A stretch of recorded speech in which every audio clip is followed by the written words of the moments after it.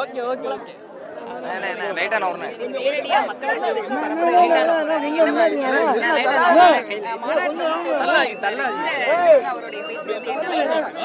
எப்போதுமே குரலற்றவர்களின் குரலாக ஒலிக்கக்கூடியவர் எங்களுடைய வெற்றி தலைவர் அவர்கள். இந்த முறை பல்வேறு வகையான விஷயங்களை சுட்டி காமிச்சிருக்கிறாங்க. இப்படிதான் பண்ணணும், அதை பண்ணக்கூடாது, நேர கால இருந்து எந்த இடத்துல எந்த பாயிண்ட்ல எவ்வளவு பேர் சேர்ந்த வரைக்கும் பல நெருக்கடிகளை தந்திருக்காங்க. அதையெல்லாம் தாண்டி இது ஒரு மக்களின் எழுச்சி, இது ஒரு அலை.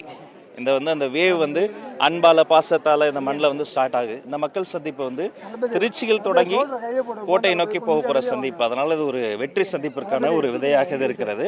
எல்லா வழிகாட்டி நெறிமுறைகளும் பின்பற்றி நாங்கள் அதுக்கேற்ற மாதிரி காவல்துறை தொடர்ந்து நிறைய கட்டுப்பாடுகளை உங்களுக்கு தராங்க. அதெல்லாம் தாண்டி தொண்டர்களை கட்டுப்படுத்துறதுல நீங்க என்ன மாதிரியான முயற்சிகள் எங்க தொண்டர் படையே ஒரு காவல்துறை தாங்க.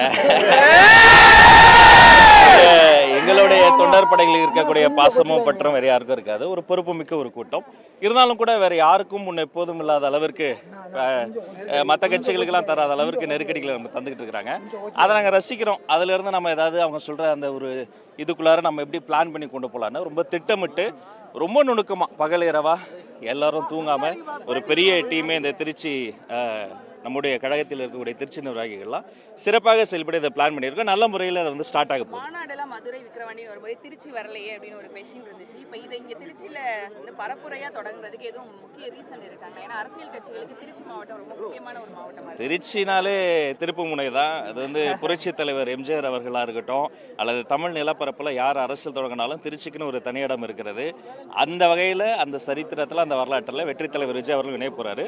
திருச்சி மக்கள் பாசத்துக்கும் நேசத்துக்கும் இந்த நேரத்தில் நாங்கள் நன்றி கடன் பட்டிருக்கிறோம். நல்ல முறையில் தொடங்க போகுது. மீண்டும் சந்திப்போம். நன்றி.